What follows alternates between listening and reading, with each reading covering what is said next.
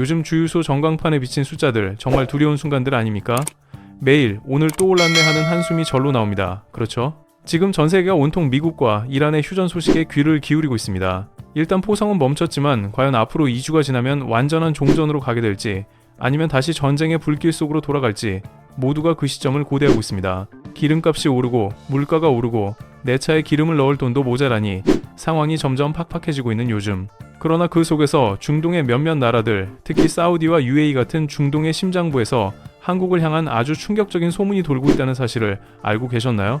바로 2주 뒤 휴전이든 전쟁 재개든 상관없이 한국에는 원유를 1순위로 공급해야 한다는 묵시적인 룰이 그들 왕실 내에 퍼졌다는 겁니다. 이건 왜일까요?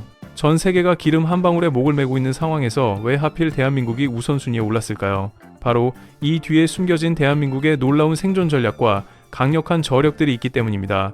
지금부터 그 비밀을 하나씩 풀어보겠습니다. 4월 7일, 전쟁 발발 38일 만에 드디어 총소리가 멈췄습니다. 트럼프 대통령이 내건 최후 통첩의 시한이 딱 88분을 남기고 파키스탄 총리가 2주만 달라고 매달린 끝에 간신히 휴전이 성사되었습니다. 그날 전 세계는 모두 기름값이 내려가겠구나 하는 기대감 속에 숨을 고르고 있었습니다. 그런데 여기서 반전이 일어납니다. 휴전이 발표된 그 다음 날 4월 8일 유조선 두 척이 이란의 허가를 받아 호르무즈 해협을 통과했습니다. 모두가 기름길이 다시 열리는구나 싶었지만 그 기쁨은 오래가지 않았습니다. 같은 날 이스라엘이 레바논을 폭격하며 사상자가 1000명을 넘겼고 그때 이란은 호르무즈 해협을 다시 닫아버린 것입니다.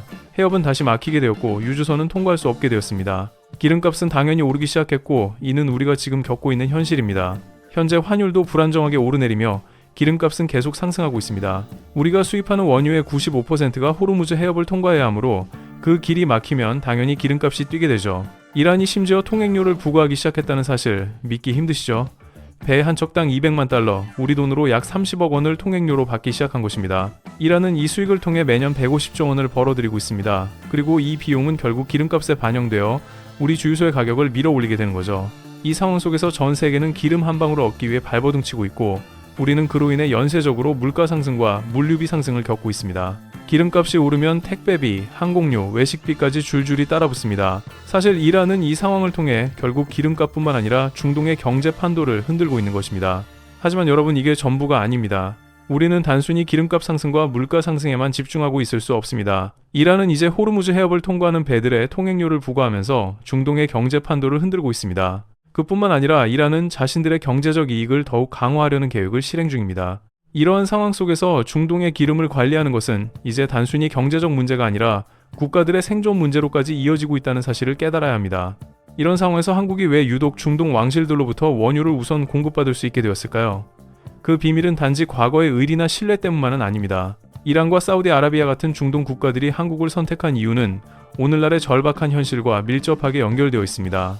우리가 1970년대 중반 석유 파동 당시 중동 국가들의 기름값 폭탄을 막고 있었을 때 그 당시 한국은 생존을 위해 중동으로 향한 기이한 역발상을 했습니다. 바로 중동 건설 진출이었죠. 당시 한국은 중동에 달러를 보내기만 할 것이 아니라 직접 가서 이 돈을 되찾아오는 전략을 펼쳤습니다. 정부는 해외 건설 촉진법을 만들어 건설사들을 지원하며 이들을 중동으로 파견했습니다. 이 결과 중동 건설에서 한국은 큰 성과를 이루어냈습니다. 1974년 중동에서의 수주액은 약 2억 6천만 달러였으나 1980년에는 82억 달러로 30배가 증가했습니다. 중동에서의 한국 노동자들이 사막에서 목숨을 걸고 일하며 이룬 성과들은 단순한 돈의 문제가 아니었습니다. 그것은 중동 왕실과의 신뢰를 구축하고 한국이 그들의 중요한 파트너가 될 수 있음을 보여준 상징적인 순간이었습니다. 이란과 이라크의 전쟁 속에서도 한국 건설사들은 위험을 무릅쓰고 현장을 지켰고 서양 기업들이 떠나는 상황에서도 한국은 약속을 지켰습니다. 이란은 전쟁 중에도 한국 기업들에게 기회를 주었고 결국 2017년에는 이란에서만 52억 달러를 수주하며 한국은 해외 건설 1위 지역이 되었습니다. 이란의 수도에는 서울로가 붙은 거리도 있고 그때의 신뢰가 오늘날까지 이어지고 있습니다. 하지만 이제 중동의 왕실들은 과거의 신뢰만으로 한국을 선택하는 것이 아닙니다. 이란, 사우디, UAE는 현재 절박한 생존을 위해 새로운 파트너를 찾고 있습니다. 그들의 위기는 바로 미사일 공격과 드론 공격으로부터의 방어입니다. 한국의 무기 시스템, 특히 한국산 천궁이 미사일 시스템이 바로 이 절박한 시점에서 중요한 역할을 하고 있습니다. 올해 3월 UAE에서 배치된 천궁이 시스템은 실전에서 96%의 요격 성공률을 기록하며 이란의 미사일과 드론 공격을 막아내었습니다. 이 정도 성과를 낸 시스템은 미국의 패트리어트 미사일 시스템도 쉽게 따라잡기 어려운 수준입니다. 더 놀라운 점은 천궁이 미사일이 미국의 패트리어트 미사일보다 훨씬 저렴하다는 점입니다. 패트리어트 요격탄 한 발의 가격은 약 55억 원에 달하지만 천궁이는 16억 원으로 3배나 많은 미사일을 쏠 수 있습니다. 이 때문에 UAE는 한국 정부에 긴급하게 연락을 취해 추가 물량을 빨리 보내달라고 요청했습니다. 그들은 계약상의 납기보다 앞당겨서 미사일을 받아보려 했고 실제로 추가로 미사일 30기가 긴급하게 공급되었습니다. 사우디도 4조 2, 500억 원어치를 계약했고 이라크 역시 3조 9천억 원 규모의 계약을 체결했습니다. 한국산 무기를 사겠다고 줄을 선 중동 국가들, 이는 바로 우리가 중동에서 갖는 신뢰와 생존의 핵심적인 이유입니다. 중동에서의 상황은 단순히 기름과 방어 시스템을 거래하는 문제만이 아닙니다. 오늘날 중동 왕실들이 선택해야 할 파트너는 단지 가격이나 기술력만을 고려하는 것이 아닙니다. 그들은 자신들의 국가의 미래를 결정짓는 중요한 선택을 해야 합니다. 한국은 그들의 선택을 받을 만한 이유를 여러 방면에서 증명하고 있습니다. 이제 그 이유를 하나하나 살펴보겠습니다. 중동 왕실들이 중국의 손을 거부하는 이유는 바로 그들의 덫에 빠지지 않기 위해서입니다. 중국은 중동에 막대한 자금을 투자하며 인프라 공사를 펼치고 있습니다.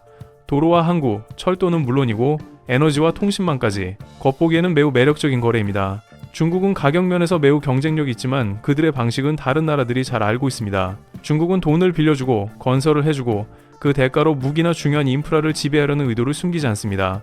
만약 중동 국가들이 중국의 자금을 받게 되면 나중에 빚을 갚지 못할 경우 그들의 국가 인프라를 통째로 빼앗기게 될 위험이 큽니다. 이는 중동 왕실들에게는 용납할 수 없는 일이죠. 한국은 그런 점에서 중국과는 다릅니다. 한국은 단기적인 거래에서 끝나지 않습니다. 한국은 무기나 건설을 팔고 나서도 현지에서 함께 기술을 공유하고 생산을 함께하며 장기적인 파트너십을 맺습니다. 그것이 바로 중동 국가들이 한국을 선택하게 된 이유입니다. 한국은 서방처럼 무기 부품을 끊지 않고 중국처럼 국가의 중요한 자산을 빼앗으려 하지 않습니다. 대신 한국은 무기 공동 개발과 현지 생산을 통해 중동 국가들에게 안정적인 공급망을 제공합니다. 이런 점에서 한국의 전략적 우위가 빛을 발합니다. 한국의 무기는 미국 시스템과 완벽하게 호환되며 기존의 중동 국가들이 사용하던 미국제 무기와 바로 연결될 수 있습니다. 이는 중국의 무기와는 비교할 수 없는 점입니다. 중국의 무기는 체계가 다르기 때문에 기존 무기와 섞어 사용할 수 없죠. 한국은 이런 기술적 우위와 함께 무기뿐만 아니라 그에 필요한 유지보수와 기술 이전까지 함께 제공합니다. 이런 점에서 중동 국가들은 한국을 신뢰하게 되고 한국과의 관계를 더욱 강화하려고 하는 것입니다. 그리고 이제 중동의 상황에서 한국은 단지 방위 시스템을 판매하는 국가에서 미래를 설계하는 국가로 거듭나고 있습니다. 사우디와 UAE는 한국의 기술을 이용해 미래 도시를 구축하고 스마트 시티와 자율주행 시스템을 실현하고 있습니다. 네옴시티와 같은 거대한 프로젝트에서 한국은 도시의 두뇌를 설계하고 전력과 에너지, 교통 시스템을 관리하는 핵심 기술을 제공하고 있습니다. 이런 프로젝트들은 단순한 건설을 넘어 중동 국가들이 석유 이후의 미래를 준비하는 데 중요한 역할을 하고 있습니다. 한국은 이미 중동에서 중요한 기술 파트너로 자리 잡고 있으며 앞으로도 이 자리를 유지하려면 계속해서 신뢰를 쌓고 중동 국가들의 요구를 충족시켜야 합니다. 그러나 중국의 경쟁은 여전히 위협적입니다. 중국은 가격과 규모에서 강력한 경쟁자로 떠오르고 있으며 이를 극복하기 위해 한국은 기술력뿐만 아니라 현지 생산과 기술 공동 개발을 통해 시장에서의 위치를 더욱 확고히 해야 합니다. 따라서 지금이 바로 한국이 중동에서의 우위를 지키기 위해 한 발 더 나아가야 할 시점입니다. 한국이 중동에서 얻은 신뢰와 기술력은 단기적인 성과에 그치지 않습니다. 그것은 바로 100년 후를 대비하는 길입니다. 한국은 중동과의 파트너십을 강화하고 새로운 기회를 찾아내며 글로벌 경제에서 중요한 역할을 할 준비를 해야 합니다. 이 모든 변화와 경쟁 속에서 한국이 나아가야 할 길은 분명합니다. 그 길은 바로 기술력, 신뢰, 그리고 국제적인 협력을 통해 새로운 기회를 창출하고 중동 국가들과 함께 미래를 설계하는 것입니다. 지금 우리가 맞이한 기회는 단순한 위기가 아니라 미래를 만드는 중요한 순간입니다. 한국은 이미 그 길을 걷고 있으며 앞으로도 그 길을 더욱 굳건히 걸어가야 할 것입니다.